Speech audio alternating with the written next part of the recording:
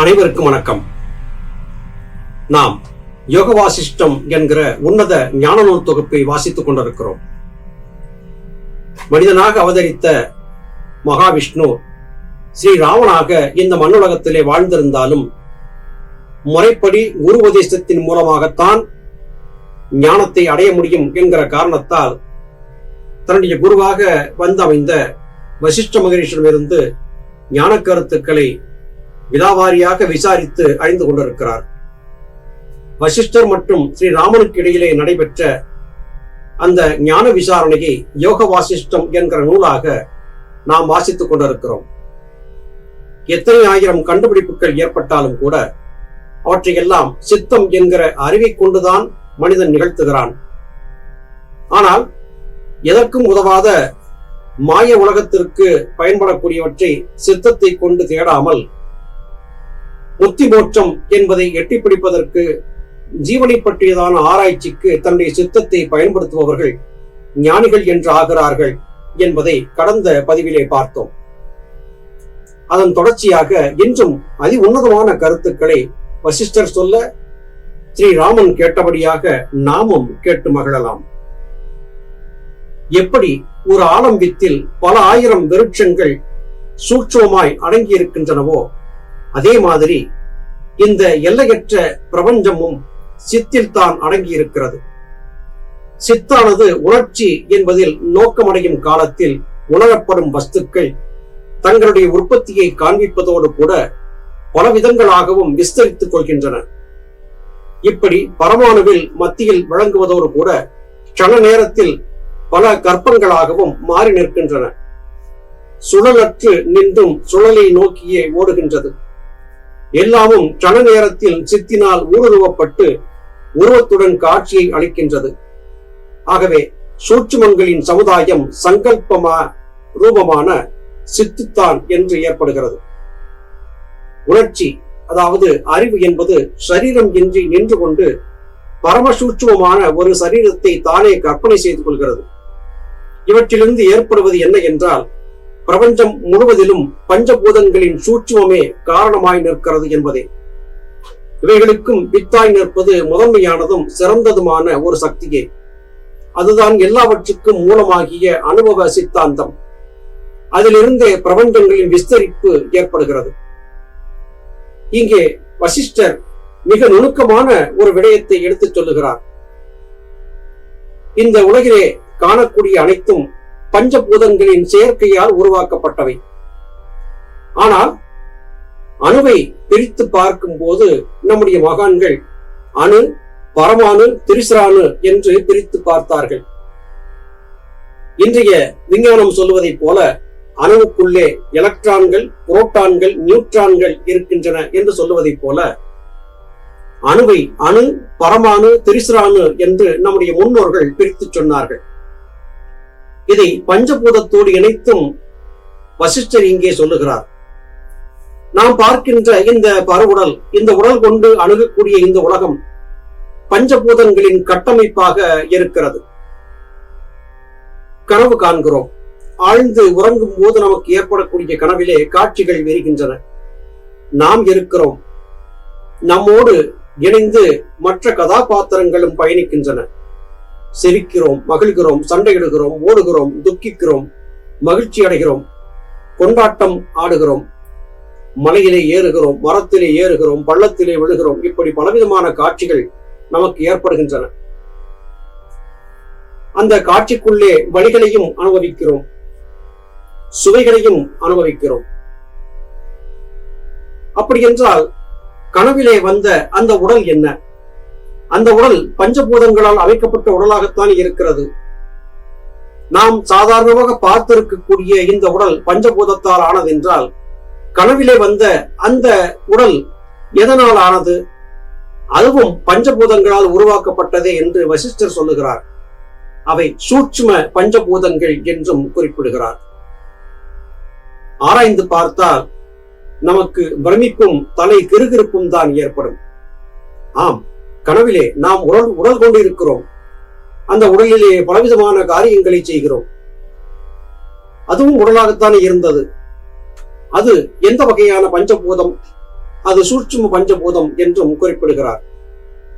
இப்படி பார்க்கும்போது சிருஷ்டியின் முழுமையான தத்துவத்தை நம்மால் புரிந்து கொள்ளவே முடியாது என்பதே பொருளாகிறது. ஆனால் இவை யாவும் எங்கிருந்து உருவாகின்றன என்றால் சித்தம் என்கிற அறிவினால் உருவாக்கப்படுகின்றன என்று வசிஷ்டர் குறிப்பிடுகிறார். எத்தனை தீர்க்கமாக ஆலோசனை செய்து இவற்றை வசிஷ்டர் சொல்லுகிறார் என்று பாருங்கள். ஒரு ஆலமரத்தின் விதையை எடுத்து பார்க்கும் போது மிக மிக சின்னஞ்சிறியதாக இருக்கிறது. அது கடுகை விட சிறிய விதையாக இருக்கிறது. அத்தனை சிறிய விதையிலே இருந்து இத்தனை பெரிய ஆலமரம் வந்ததா என்று எண்ணி பார்த்தால் நிச்சயம் நமக்கு பிரமிப்பாகவே இருக்கிறது. ஆலமரத்திலே இருந்து விழுந்த பழங்களின் விதைகள் எல்லாம் அனைத்துமே விருட்சங்களாக மாறிவிட்டால் இந்த பூமியில இடமே இருக்காது. அத்தனை கோடி ஆலமரங்கள் வளர்ந்துவிடும். ஆனால் ஆலமரங்கள் அப்படி அத்தனை அதிகமாக இனப்பெருக்கம் ஆவதில்லை. மிக சொற்பமாக அங்கொன்றும் இங்கொன்றுமாகவே காணப்படுகின்றன. என்னே சிருஷ்டியின் விந்தை!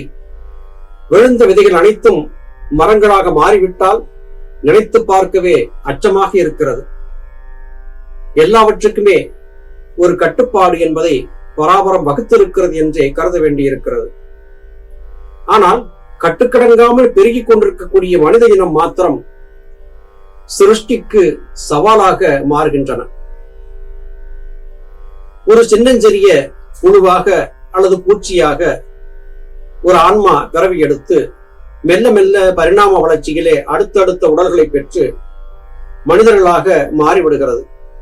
புதிதாக எந்த ஆன்மாவும் சிருஷ்டிக்கப்படாமல் இருக்கிறது என்று ஒரு கற்பனையாக வைத்துக் கொள்வோம். சின்னஞ்சிறிய உயிர்களாக உருவாகி வந்தவை எல்லாமே மனிதர்களாக உருமாறிவிட்டால் சிருஷ்டியின் சுழற்சி என்பது நின்று போகும். அப்போது ஆன்மாக்களின் எண்ணிக்கையை கட்டுப்படுத்துவதற்காக பிரளயம் என்பது ஏற்படுகிறது. அந்த பிரளயத்தின் மூலமாக சிருஷ்டிக்கப்பட்ட உயிர்கள் அனைத்தும் அழிக்கப்பட்டு ஆன்மாக்கள் மறுபடியும் புதிய பிறவிக்கு ஆளாக்கப்படுகின்றன. இது தொடர்ந்து நிகழ்ந்து கொண்டே இருக்கிறது. இவை எல்லாமே எதன் மூலமாக நிகழ்த்தப்படுகிறது? பராபரத்தின் சித்தத்தால் நிறைவேற்றப்படுகின்றன. அதாவது பிரபஞ்சம் சித்தில் சூட்சும ரூபமாக அடங்கியே இருந்து சித்தின் அசைவால் ஜகத் எனும் தோற்றம் வெளிப்படையாக காணப்படுகிறது. இதனால் பிரம்மம் சமம் எனவும் சமம் அற்றது எனவும் விவகாரத்தில் சொல்ல தகுதியாகிறது. முதலில் சித்தானது அறியும் தன்மையை அறிவதால் அதன் காரணமாகவே அறியப்படும் பொருட்களை கற்பனை செய்து கொள்ளுகிறது. அதாவது அறிவின் அசைவால் கற்பனை உண்டாகிறது. அறியப்படும் பொருட்களில் அறிவின் செயற்கையாகிய அசைவு ஏற்பட்டால் அதுவே ஜீவனுக்கு காரணமாகிறது. இந்த ஜீவன் அறியப்படும் பொருட்களிலேயே மூழ்கி கிடப்பதால் இந்த நிலைமையே ஜீவனுக்கு மாயையாகிறது. அதுவே அகங்காரமும் இந்த அகங்காரத்தின் பரிணாமமே புத்தி. இதுவே பிற்காலத்தில் மனசு என்றும் மனதின் சூட்சுமம் என்றும் அழைக்கப்பட்டது. இதுவே பூத உடலை தாங்கி பெருத்து நிற்கையில் மற்றவர்களுடைய சூட்சுமங்களை கற்பனை செய்து கொண்டு இவ்வளவு அகண்ட ஜகத்தாக விளங்குகிறது. சொப்பனத்தில் காணும் நகரம் போல ஒரு நொடிப்பொழுதிலே மகா ஆகாசம் என்கிற அடர்ந்த காட்டில் பிரபஞ்சமானது கிளம்பி நாசமடைகிறது. இந்த பிரபஞ்சமாகிய புதருக்கு அகங்காரமே வித்தாகிறது. இந்த அகங்காரத்திற்கு நீர், நிலம், வெயில் எதுவும் வளர்ச்சிக்கு தேவையில்லை. ஏனெனில் இவைகளுக்கும் சித்தே காரணமாக இருப்பதால். ஆகையால் சொப்பனத்தில் காணும் நகரம் எப்படி சொப்பனமோ அப்படியே சித்தின் விலாசம் சித் ரூபமே. அதாவது ஜகத்திற்கு வித்தாய் இருப்பது பஞ்சபூதங்களின் தன்மாத்திரங்கள். இவைகளுக்கு வித்தாய் இருப்பது சித்தே. விதை போல் பழம். ஆகவே பிரம்மத்தை போல் ஜகத். தன்மாத்திரங்களின் 5 கணமும் சித்தின் வேகத்தால் மகா ஆகாசத்தில் தன் அங்கமாக கற்பனை செய்யப்பட்டவைகளை அன்றி உண்மையானவை அல்ல. இந்த தன்மாத்திர கணங்களை தங்களை விஸ்தரித்துக் கொண்டு உலக உருவத்தில் நிற்கும் நிலையிலும் சத்தாகவே கருதப்படும். ஏனெனில் எவ்வித கிரியையும் சித்தின்றி நடைபெற முடியாது. மனதின் 4 பிரிவுகளிலே சித்தம் என்கிற பேரறிவுதான் சகலவிதமான சிருஷ்டிகளுக்கும் காரணமாகிறது என்று வசிஷ்டர் குறிப்பிடுகிறார். நனவிலே நாம் கொண்டிருக்கக்கூடிய உடலை போலவே சொப்பனத்திலும் உடல் இருக்கிறது. அந்த உடலை சூட்சும பஞ்சபூதங்களால் தொகுத்து பராபரம் கொடுக்கிறது. மனிதர்கள் தங்கள் வாழ்நாளிலே வாழும் காலத்திலே சற்றேறக்குரிய 1/3 பங்கு அளவிற்கு சொப்பனத்திலேயே கழித்து விடுகிறார்கள். மீதியான 1/2 பங்கு வாழ்க்கையைத்தான் வாழ்கிறார்கள். உதாரணத்திற்கு 100 வயது வாழக்கூடிய ஒருவர் வாஸ்தவத்தில் 50-55 ஆண்டுகள் தான் வாழ்கிறார். மீதி காலங்கள் எல்லாம் சொப்பனத்திலும் உறக்கத்திலும் கழிந்து போகிறது. இவற்றிற்குள்ளே உழைக்கும் காலம், இயற்கைக்காக ஒதுக்கக்கூடிய காலம் என்று பங்கிட்டு பார்த்தால் மிக மிக சொற்பமான காலமே நம்முடைய வாழ்க்கை இருக்கிறது. இந்த வாழ்க்கை மொத்தத்தையும் காணப்படக்கூடிய பருவுடலோ கனவிலே வரக்கூடிய சொப்பன உடலோ இந்த இரண்டையும் நிர்வகிக்கக்கூடிய தன்மையிலே சித்தம் என்கிற அறிவே இருந்து சகலத்திற்கும் காரணமாகிறது என்று வசிஷ்டர் இங்கே குறிப்பிடுகிறார். உண்மையின் தத்துவத்தை மேலோட்டமாக பார்க்கும் போது விளங்காது, ஆழ்ந்து சிந்திக்கும் போது விளங்கும். ஆம், நாம் வாழ்ந்திருக்கக்கூடிய இந்த வாழ்க்கை முழுவதும் சித்தம் என்கிற அறிவை கொண்டு பிரபஞ்சத்திலே இருந்து கட்டளைகளை பெற்று இந்த உடலையும் உடலை தாங்கி நிற்கக்கூடிய ஆன்மாவையும் இயக்கிக் கொண்டிருக்கிறது என்றால் அது மிகையாகாது. இது காரணமாகவே சித்தத்தை அலசி ஆராய்ந்த நம்முடைய முன்னோர்கள் சித்தர்கள் என்று அழைக்கப்பட்டார்கள். நல்லது சகோதர சகோதரிகளே, மீண்டும் அடுத்த பகுதியிலே உங்களை சந்திக்கிறேன். அதுவரையிலும் நன்றி, வணக்கம்.